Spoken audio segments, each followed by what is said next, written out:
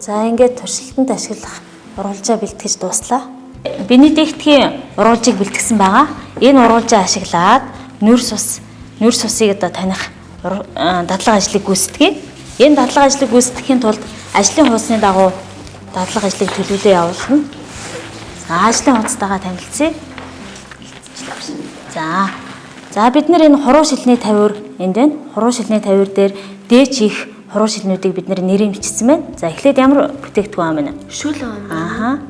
Жуус. Ааха. Төмөс. Ааха. Талхай юм тий. Ааха. Сангин. Ааха. Хооросоо. Ааха. Тэгээ улаан лал. Улаан лал. За эдгээр хэдэн бүтээгдэхүүн байна вэ хүмүүстээ? Дээж байна уу? 7 дээж. За 7 дээж. За 7 дээж нь энд байна. Агшаа. Яагаад энэ 7 төрлийн дээжийг авсан бол өөр дээж авч болохгүй юм уу? Ааха. Бид нар одоо өдөр тутам хэрэглэгддэг ойрын хүнсний бүтээгдэхүүнүүдэд доторх одоо нүрс усны агуулмж хэрэг байгааг харьцуулан судлаж тодорхойлох юм. Тэгээд одоо жишээлбэл эдгээр дээжүүдийг сонгож авсан байна. Төмөс талхлаа Улаан нүрсээс агуулдаг уу? Тэгээд агуулгад нь л байдаг. Чихэр амтагддаг шүү дээ. Тийм үү. За хин юу гэж бодож байна? Надад л агуулдаг байна. Надад чихэр амтагддаг. Ааха. За тэгвэл бүгдээрээ энэ төмөс, талах, улаан лойл, сонгон тэгээ хураас энд 7 дээжнийхэн тий шүл байгаа. Энд жуус байгаа. Тэгвэл хэр одоо нүрс ус агуулдаг юм уу юм? Агуулдаг бол хэр хэмжээтэй агуулдаг юм болоо гэдгийг өнөөдрийн туршилтын ажлаар тодорхойлцгоё. За эхний хуруу шилэнд маань юу вэ? Шүл гэд бичсэн учраас багш нь энэ пипетгэр шилнөөсөө авнаа.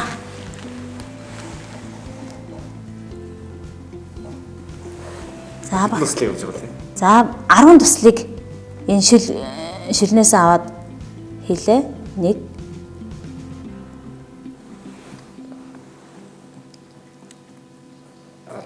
Яг л хоол өмөрч шүү дээ. зааш махны шил учраас тий. За бүгдээрээ одоо жүүснээсээ авцгаая. За мөн 10 туслыг хийх ёстой. Багшаа тийм баг тусал дээр үр дүн харагддаг юм уу ер нь? Харагдах бенефиттэй болж нөр мэдрэг сандраа юм шүү дээ. За ингээд 10 туслыг хийчлээ. За дараа нь төмөс гэж байна. За дээжнээсээ нэг хямсаагаар төмсийг аваад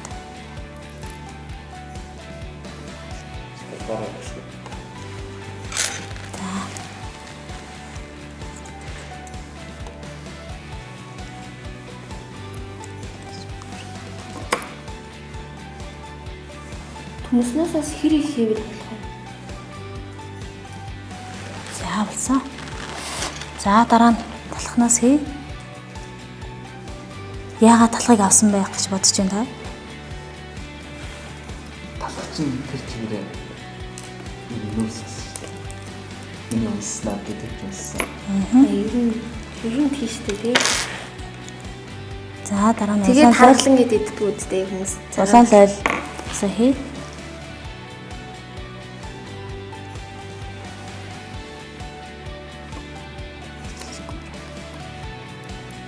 За улаан лойл ээжлээ. Сонгоноос хий.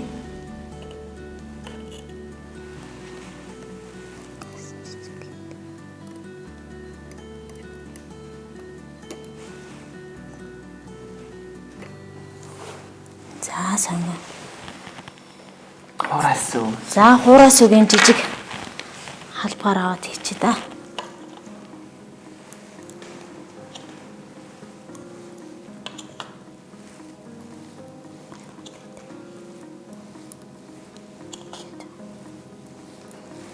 За нэг юм хийж тавьчлаа болгоо. За дээр нь одоо юу ихлээ хөвчөө те? 10 тусал ус хийн. За усыг бид нар энд бэлтгэсэн байна. Ус. За уснасаа 10 цэслэг хий. За барж байгаа яач. Шилэн дээрээ 1 2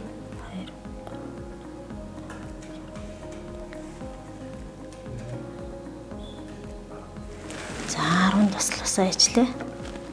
За дараа нь юу? Жуус. За жүүсэн дээр 10 цэслэг. Багшаа яагаад заавал ус ийгээд байгаа? Ус хийхгүй ч болох юм. Миний ойлгосноор л баг зэрэг дээж шингэлж өгдөг. Аха. Тухайн дээжийг баг зэрэг шингэлнэ. Туршилтын үр дүнг бас тодорхой гаргахын тулд бид нар тэгж байгаа. За төмсөн дээрээ. За ингээд дараагийн дээжнүүд дээрээ хийх үү. За хэдэн туслаас хийлээ? 10 туслаасаа хий. Би шууд багсаа энэ чинээс хийж явах уу? Юу. За. Энд хийжээ. Эсвэл энд хийжээ.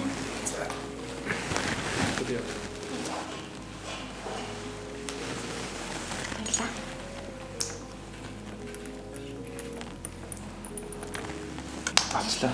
За. За дээжүүдээ баярлалж.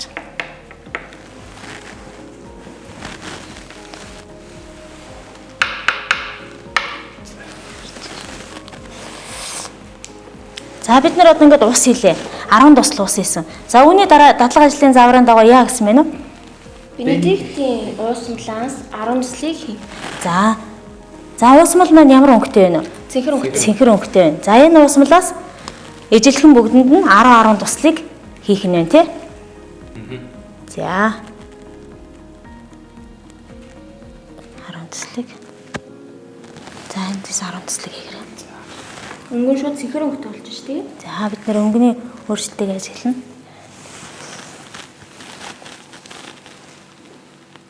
Сахар агуулсан бол улбар ширангуйтай болно гинэ. Одоо яагаад улбар ширангуйтай болох вэ? Сахар агуулсан бол Улбар ширангуйтай болно.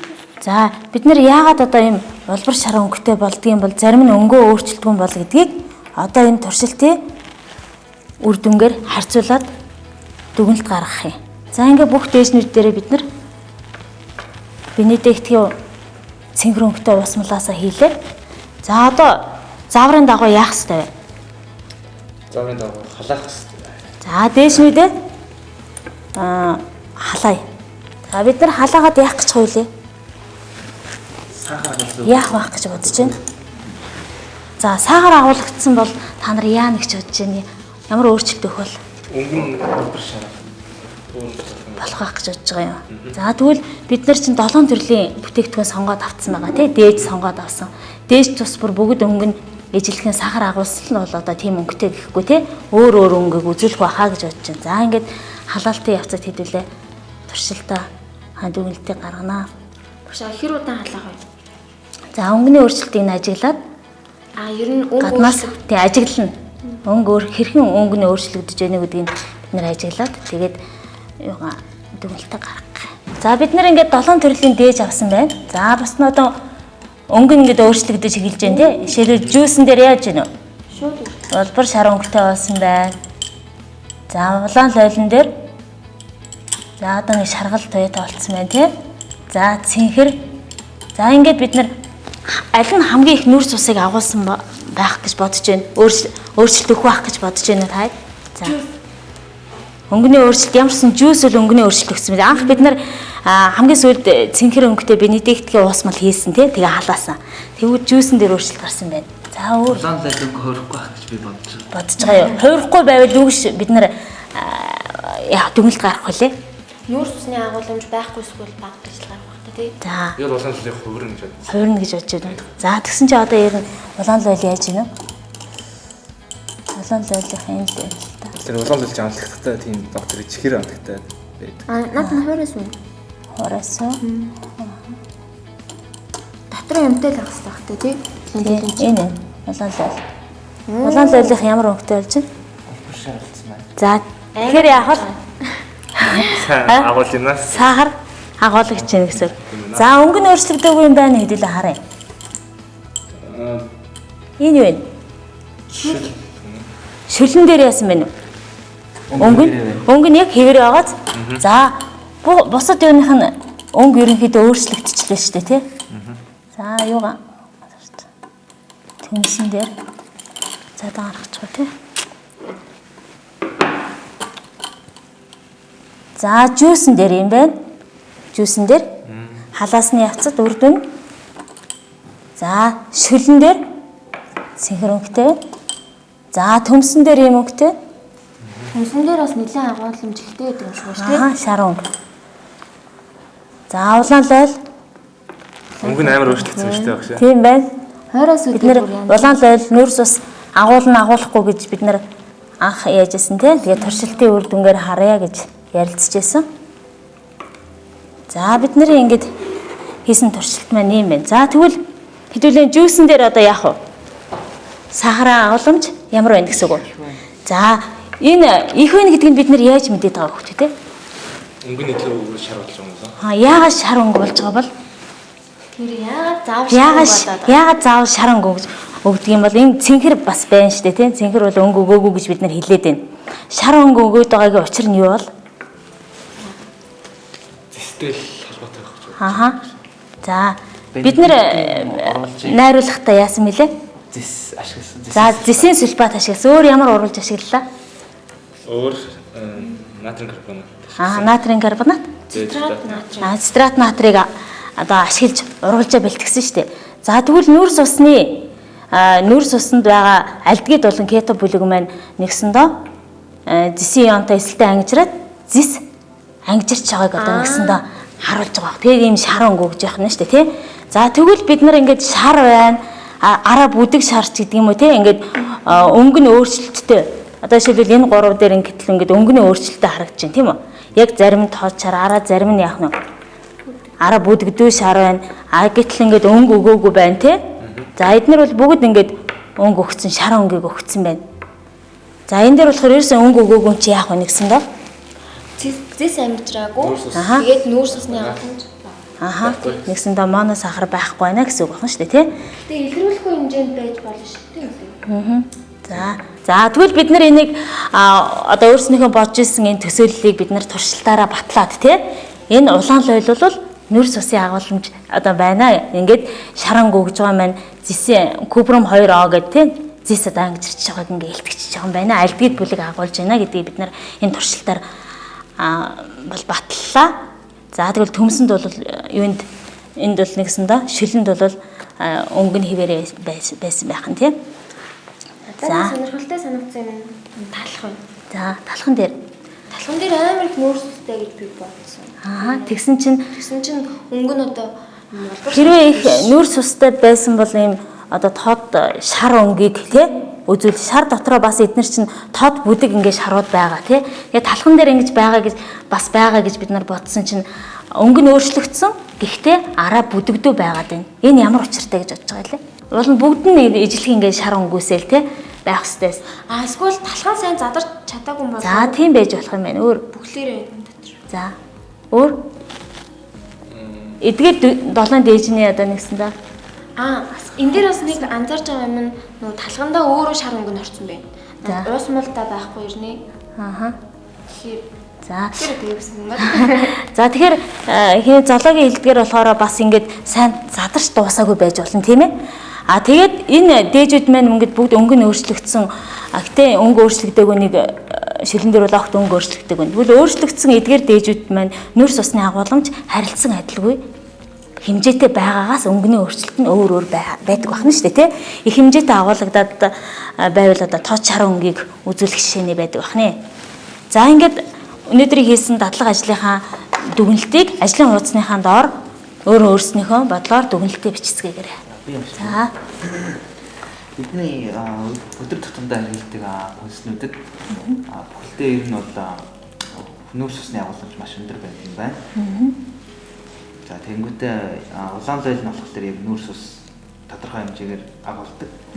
Моносахарид учраас өнгөний хөрөл нь илүү тод улбар шар өнгөтэй байна гэсэн үг төрсөн.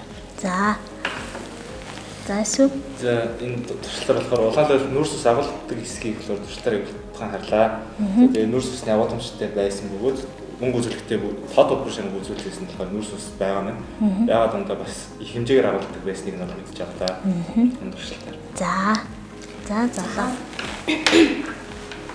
Өнөөдөр бид нэр 7 дээжийг сонгосон шүл, жуус, төмс, улаан лойл, хуурайсуу талах зэрэг.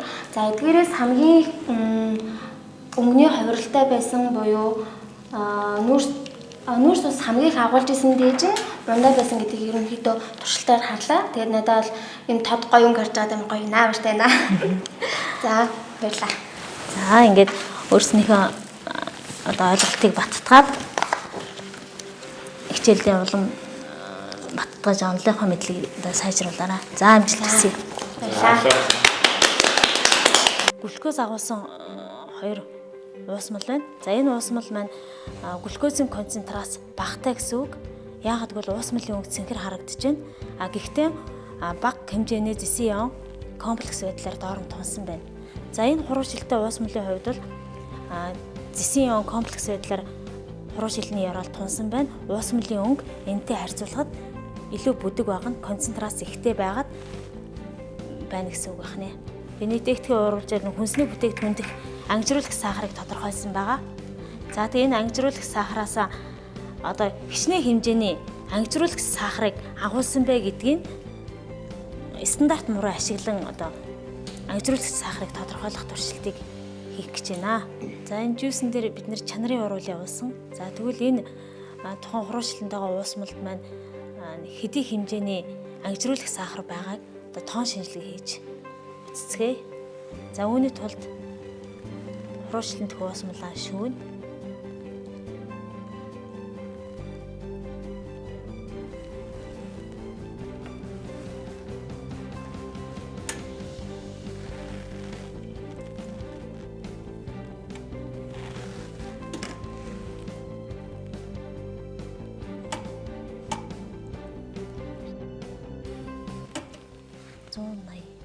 Тэг 180